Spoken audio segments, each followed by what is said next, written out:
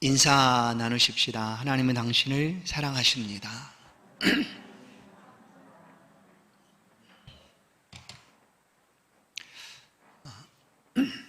위로하시는 하나님 제목으로 하나님 말씀을 함께 상고하겠습니다.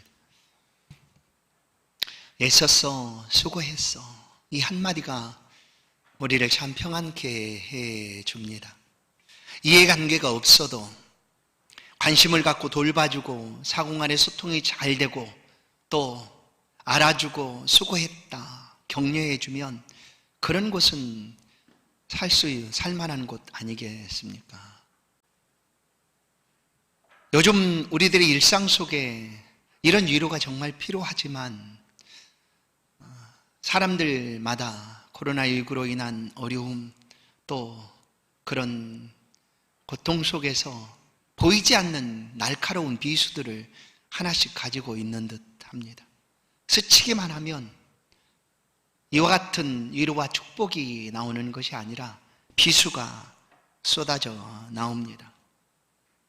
누군가에게 따뜻한 말 한마디, 수고했다, 내가 알아준다, 참 애썼다 하는 그 말 한마디가 지금 필요한 시기이기도 합니다.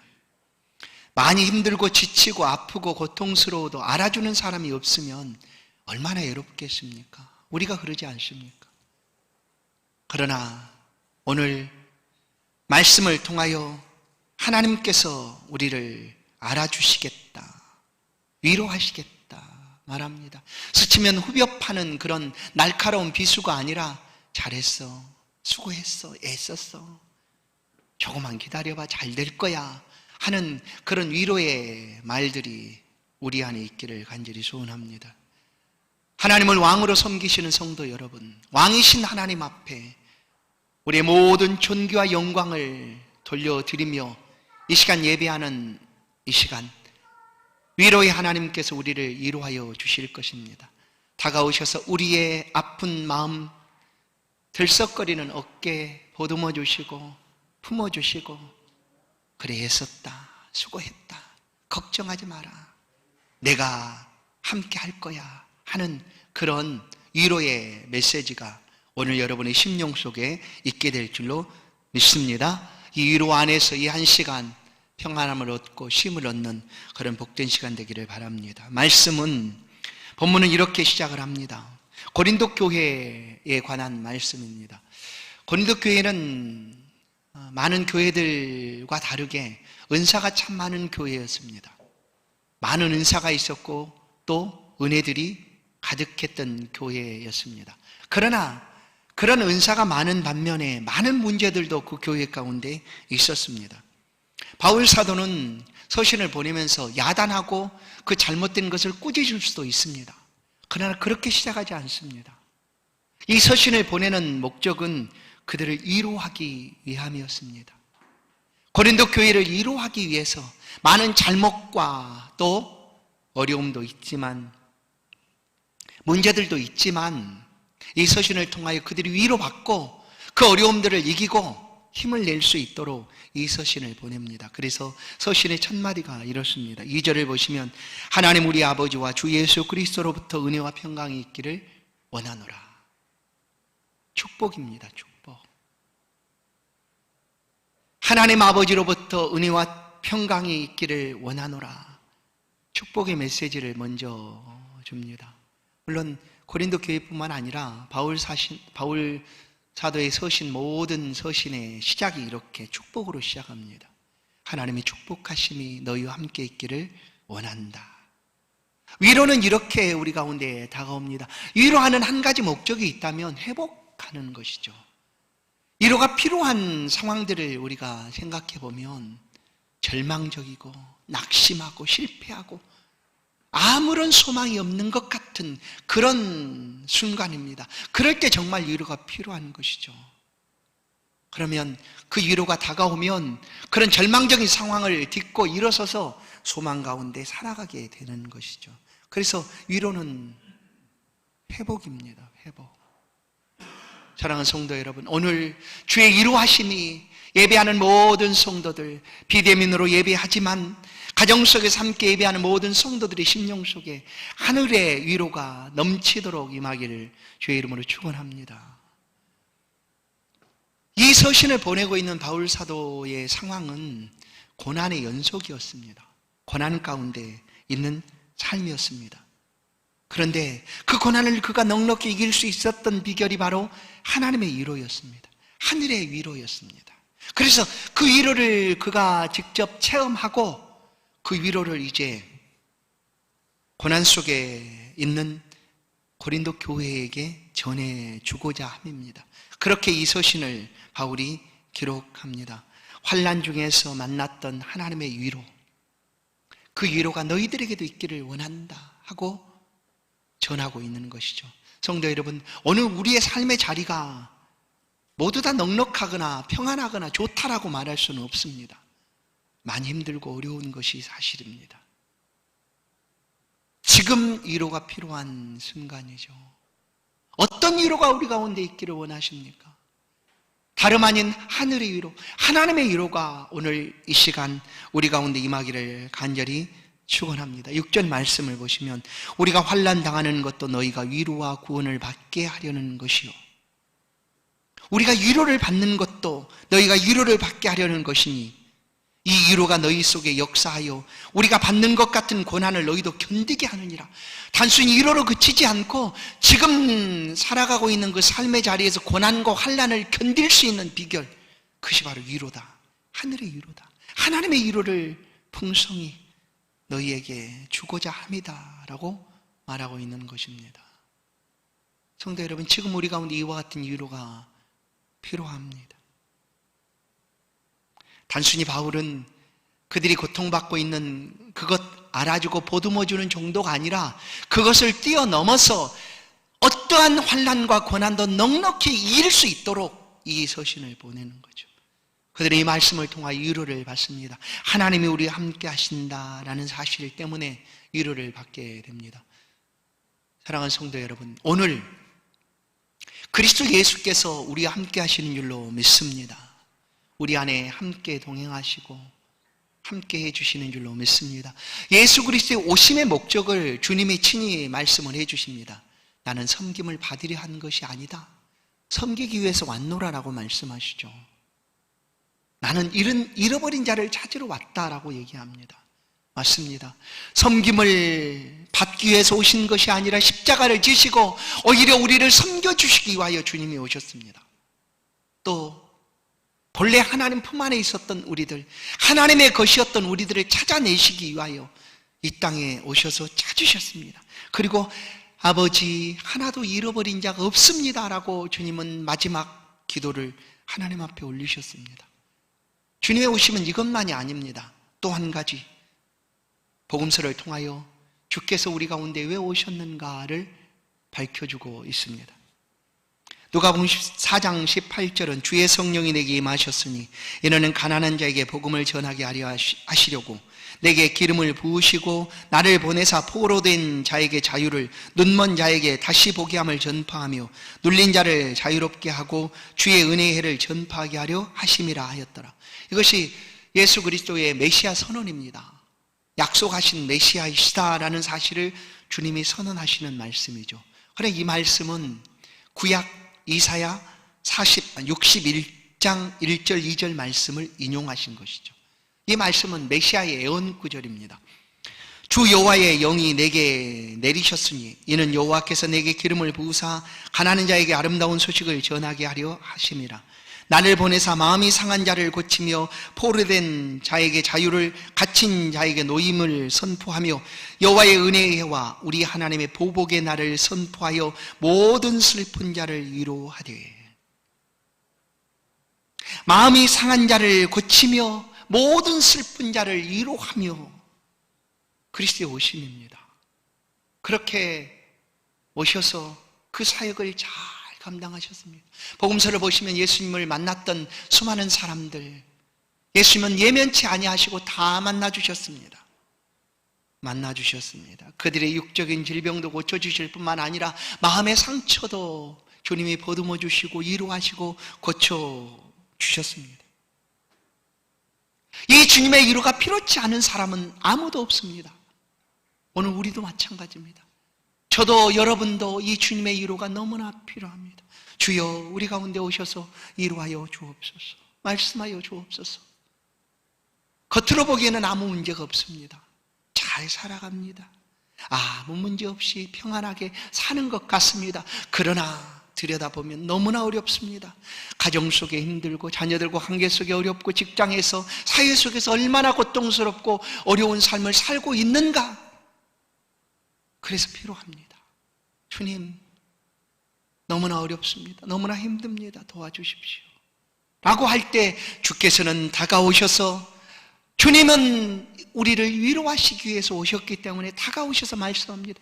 너는 내 것이다. 내가 너와 함께 할 것이다. 물 가운데 불 가운데 지날 때도 세상 끝날까지 결코 너를 떠나지 않을 것이다.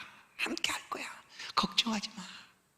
내가 너를 도와줄게 하고 주께서 말씀으로 우리 가운데 위로하여 주십니다.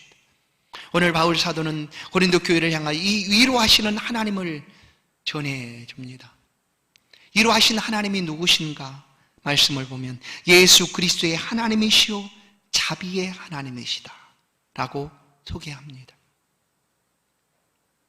예수 그리스도의 아버지시오, 예수 그리스도의 하나님이시오 자비의 하나님이시다. 하나님 그 백성을 위로하기 위하여 이 땅에 찾아오셨습니다. 이 세상의 삶은 이렇습니다. 창세기 8장 22절을 보면 땅에 있을 동안에는 심음과 거둠과 추위와 더위와 여름과 겨울과 낮과 밤이 쉬지 아니하리라. 땅에 있을 동안. 이 표현은 이 땅에서 우리가 살아가는 동안 이것은 계속해서 반복될 것이다 라는 거죠. 그럼 이 땅이 없어지는 때가 있습니다. 베드로 후서를 보면 우리가 보는 바 새하늘과 새 땅을 바라보도다.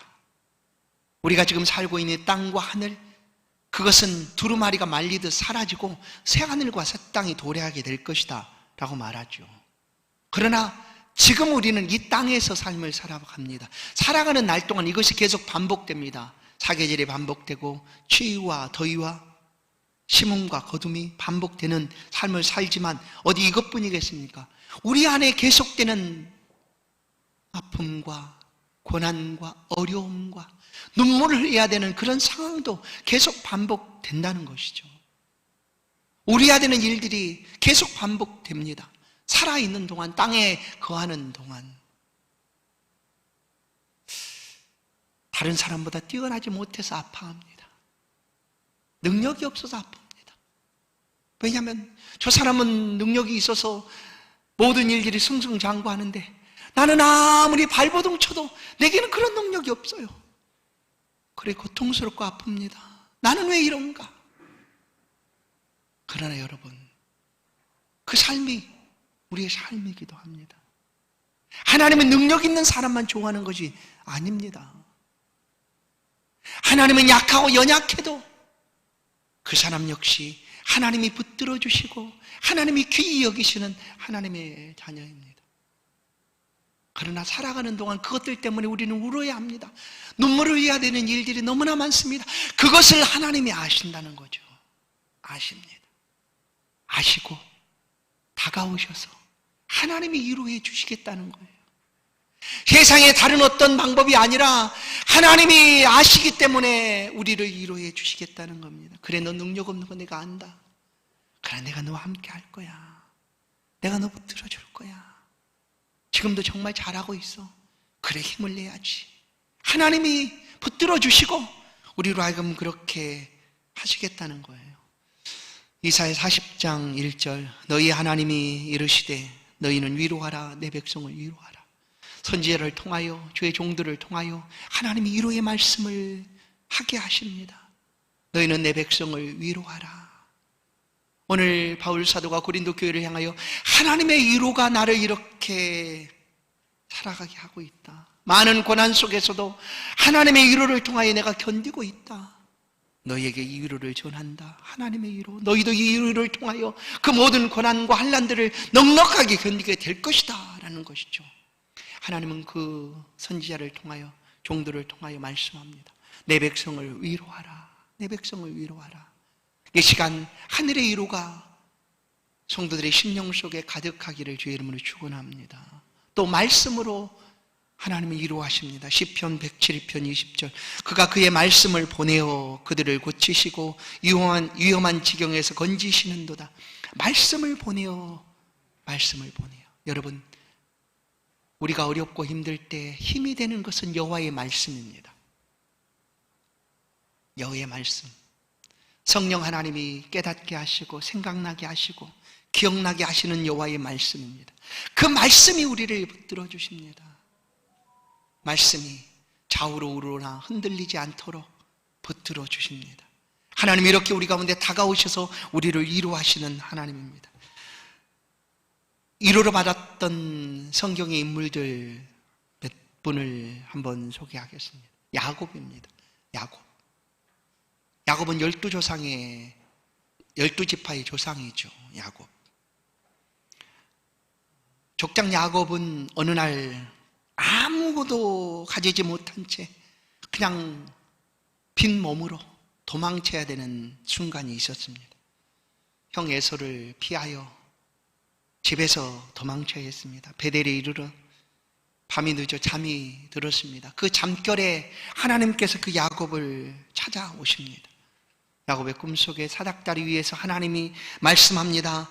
나는 여호와니 너의 조부 아브라함이 하나님이 이삭의 하나님이라. 내가 너 누워있는 땅을 내가 너와 내 자손에게 줄 것이다. 내가 너와 함께 있어 내가 어디로 가든지 너를 지키며 너를 이끌어 이 땅으로 돌아오게 할지라. 내가 내게 허락한 것을 다 이루기까지 너를 떠나지 아니하리라. 그 당시 야곱은 하나님의 말씀이 그에게 없습니다. 아시는 대로 이 말씀은 구약 모세오경은 모세가 기록한, 성령으로 모세를 통하여 기록된 말씀이니까 야곱 때에는 이 말씀이 없습니다. 어떻게 하나님이 찾아오신 거죠? 말씀으로 찾아오셨습니다. 오셔서 그에게 위로합니다. 야곱은 아무것도 할 수 없습니다. 그가 할 수 있는 것 아무것도 없습니다. 도망치는 것밖에 없습니다.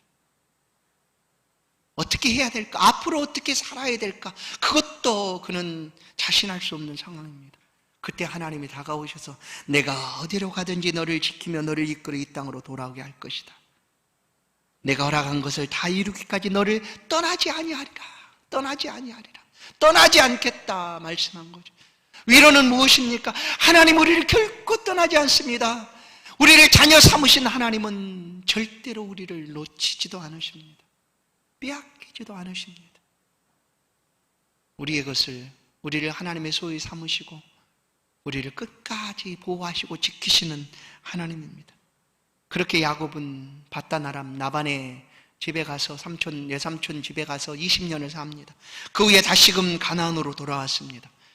돌아온 후에 야곱이 또 울어야 되는 순간이 있었습니다. 통곡하며 울어야 했습니다. 그것은 바로 사랑하는 아들 요셉을 잃었을 때입니다. 다른 자녀들이 요셉의 찢겨진 옷, 피 묻은 찢겨진 옷, 짐승에게 찢겨서 요셉이 없어졌습니다. 죽었습니다 하는 보고를 듣는 이 야곱의 마음은 찢어져 무너집니다. 37장 35절, 그의 모든 자녀가 이루하되 그가 그 위로를 받지 아니하여 이르되 내가 슬퍼하며 수월로 내려가 아들에게로 가리라 하고 그 아버지가 그를 위하여 울었더라. 요셉을 잃은 그 슬픔 때문에 그 어떤 것으로도 야곱은 위로받을 수가 없었습니다. 그러나 그 이후에 야곱의 삶이 어떻습니까? 그 순간에도 하나님이 그를 찾아오셨습니다. 그리고 위로해 주셨습니다. 그 위로를 통하여 회복되고 마침내 애굽에 가서 바로왕 앞에 서서 당당하게 이야기하는 야곱이 되지 않습니까? 바로를 향하여 축복하는 야곱, 하나님의 위로를 통하여 회복된 야곱의 모습입니다. 다윗은 어떨까요? 다윗도 마찬가지였습니다. 다윗의 삶에도 말씀드린 대로 울어야 되는 순간이 너무나 많았습니다. 그 중에 한 가지, 아들 압살롬을 잃을 때였습니다. 사무엘하 18장 33절, 왕의 마음이 심히 아파 문 2층으로 올라가서 우니라. 그가 올라갈 때 말하기를 내 아들 압살롬아, 내 아들 압살롬아, 차라리 내가 너를 대신하여 죽었다면 압살롬 내 아들아 하였더라. 다시 웁니다. 누구도 그를 위로할 수가 없습니다. 물론 압살롬이 반역하여 아버지 왕위를 뺏으려고 하다가 죽임을 당하였지만 그의 아들의 죽음을 다윗은 통곡하며 옵니다. 아무도 그를 위로할 수가 없습니다. 그러나 그 순간 하나님이 그를 위로하십니다. 훗날 다윗의 고백을 통하여 알 수가 있습니다. 시편 23편 4절 5절 내가 사망의 음침한 골짜기로 다닐지라도 해를 두려워하지 않을 것은 주께서 나와 함께 하심이라. 주의 지팡이와 막대기가 나를 안위하시나이다. 주께서 내 원수의 목전에서 내게 상을 차려주시고 기름을 내 머리에 부으셨으니 내 잔이 넘치나이다. 이것이 다윗의 고백입니다. 다윗의 눈물을 닦아내시고 다가오셔서 위로하신 그 하나님 때문에 다윗은 살아갑니다. 그리고 고백합니다. 여호와는 나의 목자십니다. 성도 여러분, 우리에게 이런 하나님의 위로가 지금 필요합니다. 아니, 지금 하나님의 위로가 말씀을 통하여 우리 가운데 임하고 있습니다. 마르다를 찾아오신 주님이 계십니다. 베다니 3남매 마르다가 그 남동생 그리고 누이동생과 함께 삽니다. 그런데 나사로가 병들었을 때 이 마르다가 예수님께 보냅니다. 예수님과 관계가 있었던 거죠. 예수님께 예수님 오셔서 병든 나사로를 고쳐주십시오라고 요청합니다. 그러나 예수님은 그 소식을 받고도 오지 않습니다. 그렇게 나사로가 죽습니다. 죽어서 장사된 이후에 예수님이 그 마르다의 집에 찾아오십니다. 고통하고 아파하던 그 마리아의 심령을 주님이 위로하여 주십니다. 오시는 것으로 위로가 됐습니다. 요한복음 11장 33절 5절 예수께서 그가 우는 것과 또 함께 온 유대인들이 우는 것을 보시고 심령의 비통이 여기시고 불쌍히 여기사 이르시되 그를 어디 두었느냐 이르되 주여 와서 보옵소서 하니 예수께서 눈물을 흘리시더라. 울고 있는 마르다를 위로하기 위하여 찾아오신 예수님도 아프셨습니다. 눈물을 흘리셔야 했습니다. 그러나 다가오셔서 위로하시는데 무덤 문가에 가서 나사로야 나오너라 하고 죽은 나사로를 살려내십니다. 마르다의 아픔과 눈물이 멈춰집니다. 그 어떤 것으로 위로받을 수 없었던 그 모든 문제가 해결된 것이죠. 여러분, 오늘 우리 안에 보이질 않지만 드러낼 수는 없지만 아파하고 힘들어하는 일들이 어찌 없겠습니까? 지금 주님의 위로가 필요합니다. 야곱처럼 다윗처럼 마르다처럼 주님은 우리 가운데도 다가오셔서 우리를 위로하시는 분이십니다. 우리가 울어야 되는 그 많은 순간들 모르시는 것이 아닙니다. 알고 계십니다. 구약에 눈물의 선지자가 있습니다. 에레미야 선지자죠. 왜 눈물의 선지자라고 할까요? 많이 울었습니다. 울어야 되는 상황 때문에 나라를 보고 울고 백성을 보고 울고 자신의 처지를 보고 울고 하나님을 향하여 웁니다. 그냥 웁니다. 그냥 통곡하여 웁니다. 그래서 눈물의 선지자라고 불려지기도 합니다. 에레미야 1장 2절 그리고 16절을 보시면 밤에는 슬피 우니 눈물이 뺨에 흐르며 사랑하던 자들 중에 그에게 위로하는 자가 없고 친구들도 다 배반하여 원수들이 되었도다. 이로 말미암아 내가 우니 내 눈에 눈물이 물같이 흘러내리며 나를 위로하여 내 생명을 회복시켜줄 자가 멀리 떠났음이로다. 원수들이 이김에 내 자녀들이 외롭도다. 내 눈물이 물같이 흘러내리며 나를 위로하여 내 생명을 회복시켜줄 자가 멀리 떠났다. 그렇게 아파하며 웁니다. 어디 에레미야의 눈물뿐이겠습니까? 우리도 그렇게 울고 있지 않습니까? 드러내놓지는 않고 있지만 심령의 상함으로 울 수밖에 없는 상황들이 우리 가운데 너무나 많습니다. 하나님 아신다는 거예요. 말씀드린 대로 이 땅에 살아가는 날 동안 심음과 거둠, 추위와 더위, 봄과 여름이 계속되는 것처럼 우리가 사는 날 동안 이와 같은 아픔들, 눈물들이 계속된다는 거예요. 하나님 아신다는 거예요. 아시는 하나님이 우리에게 다가오셔서 위로하십니다. 마태복음 25장을 보면 이 땅의 삶을 표현해 줍니다. 달란트 받은 자의 삶이 모습이죠. 이 땅에서 받고 열심히 일한 그 그 사람, 종에게 두 달란트, 5달란트 받았던 그 종에게 주인이 와서 칭찬을 합니다. 그러나 그 칭찬은 하나님께서 알아주시고 베풀어 주시는 우리에게 향한 칭찬입니다. 하나님 우리의 눈물을 아십니다. 마태복음 25장 21절 그 주인에게 주인이 이르되 잘하였도다 착하고 충성된 종아 내가 적은 일에 충성하였으니 내가 많은 것을 내게 맡기리니 내 주인의 즐거움에 참여할지어다. 성도 여러분, 우리가 지금 하고 있는 일 잘하고 있습니다. 믿음으로 살아가는 삶을 잘 살고 있습니다. 잘하였습니다. 정말 잘했습니다. 수고했습니다. 애썼습니다. 하고 주님이 하나님이 알아주신다는 거예요. 그리고 그 눈에서 흐를 수밖에 없는 물같이 흐르는 그 눈물을 하나님이 아시고 닦아주시겠다라고 말씀하고 계십니다. 계시록 7장 17절 이는 보좌 가운데 계신 어린 양이 그들의 목자가 되사 생명수 샘으로 인도하시고 하나님께서 그들의 눈에서 모든 눈물을 씻어 주실 것임이라.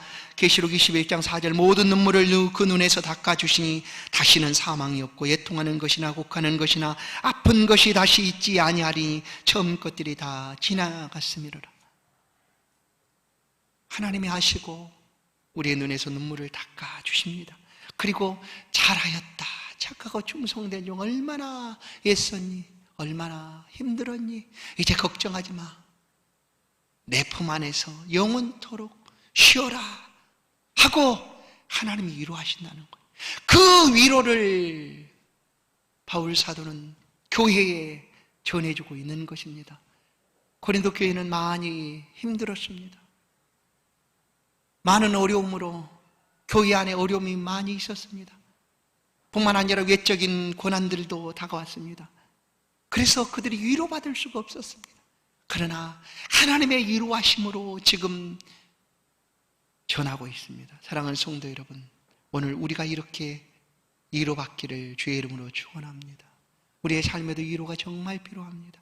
우리를 위로해 줄 자가 없었다면 우리가 어떻게 견디겠습니까? 그러나 하나님이 위로하시겠다, 주께서 위로하시겠다, 아니 지금 함께 하시겠다라고 말씀해 주십니다.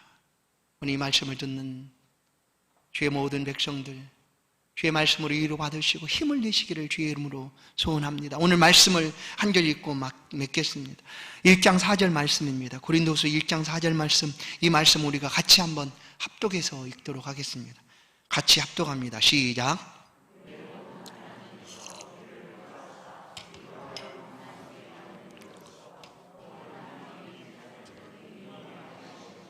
아멘.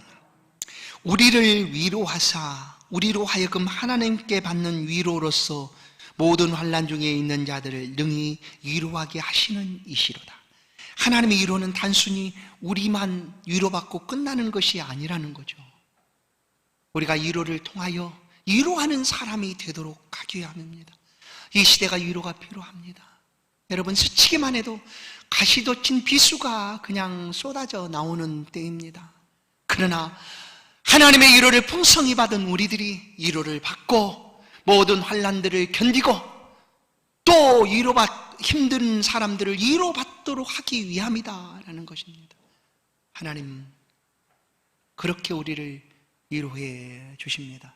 성도 여러분, 하나님의 위로, 하늘의 위로를 풍성히 누리시고 삶의 자리에서 위로해 주는 위로의 사람 되기를 주의 이름으로 축원합니다. 하나님 감사합니다. 우리에게 위로하신 하나님, 우리에게 다가오셔서 말씀하여 주시고 품어주시고 함께해 주심으로 우리가 이 힘들고 어려운 고난의 순간들, 어려움의 순간들을 이기고 회복할 수 있도록 도와주시니 감사합니다. 우리의 생명을 붙들어 주시는 주님, 모든 어려움에서 위로의 주를 의지하여 나아가오니 우리가 위로를 풍성히 받고 또한 세상 속에 위로의 사람들로 많은 사람들을 위로할 수 있도록 은혜를 베풀어 주옵소서. 지금도 함께 하시는 주님, 가정에서 예배하고 이곳에서 예배하는 모든 성도들의 심령에 넘치는 하늘의 위로로 풍성하게 채워 주옵소서. 예수 그리스도의 이름으로 기도하옵나이다. 아멘. 찬송 407장입니다. 귀한 예물 하나님께 봉헌하여 드립니다.